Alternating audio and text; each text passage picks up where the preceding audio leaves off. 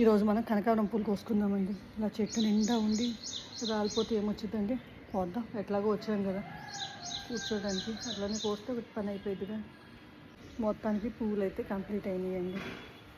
Cover ఏమి తెచ్చుకోలేదండి, పూలు కొద్దామని రాలేదు కదా నేను, ఏదో అనుకోకుండా వచ్చాను, కోసాను. మన ఆడవాళ్ళకి ఏమీ కవర్లు అవసరం లేదండి, ఉంటే కదా చీర పవిత్రంగా ఉంటే చాలండి, దీంట్లో మొత్తం వెళ్ళేస్తాం మనం కదా.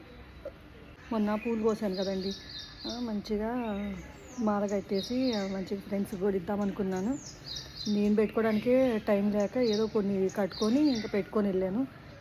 మా ఫ్రెండ్స్కి కూడా ఇదేదండి. తర్వాత సాయంత్రం అయినాక ఇంకో ఫ్రెండ్ వీడియో చూసిందంట, ఆ పూలు ఉన్నాయండి నాకు ఇస్తారా అంటే, సరే నా ఫ్రెండ్కి ఇచ్చాను. తను ఇది ఫంక్షన్కి వెళ్తుందంట, తనకి ఇస్తే తను కట్టుకొని పాపం పెట్టుకొని వెళ్ళింది. ఎవరో ఒకళ్ళు పెట్టుకున్నారు కదండి, మనం చెట్లు వేసినందుకు ఒక న్యాయం చెయ్యాలి కదా. న్యాయం అయితే చేస్తున్నారండి, మీరు కూడా ఇట్లే చేస్తున్నారా? న్యాయం చేయండి.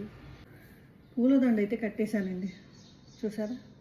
పువ్వులు కోయటం అయితే చాలా ఈజీ అండి, పూలు కట్టాలంటే మాత్రం చాలా కష్టం. ఈ బ్యాక్ పెయిన్ ఉన్న వాళ్ళకి మహా కష్టం. నాకైతే బ్యాక్ పెయిన్ ఉంది, అసలు విపరీతమైన నొప్పి అండి. ఎందుకు కోసాను రా బాబు అన్నట్లు అనిపించింది, తట్టుకోలేకపోయాను, అంత నొప్పి వచ్చింది. ఒకప్పుడు ఇంత కాదండి, ఇంకో ఇంత దండ ఈ పక్క వచ్చేది, అట్లా కట్టుకునేదాన్ని, పెట్టుకునేదాన్ని. అప్పుడు ఏ పెయిన్స్ ఇవ్వండి, అందుకనే అంత ఈజీగా కట్టాను. ఇప్పుడు అన్ని పెయిన్స్ వచ్చినాయి కాబట్టి కట్టలేకపోతున్నాను. మరి ఇంత కష్టపడి ఇన్ని నొప్పులు తెచ్చుకొని కట్టుకున్నప్పుడు పూలు పెట్టుకోవాలి కదా, పెట్టుకుంటానండి.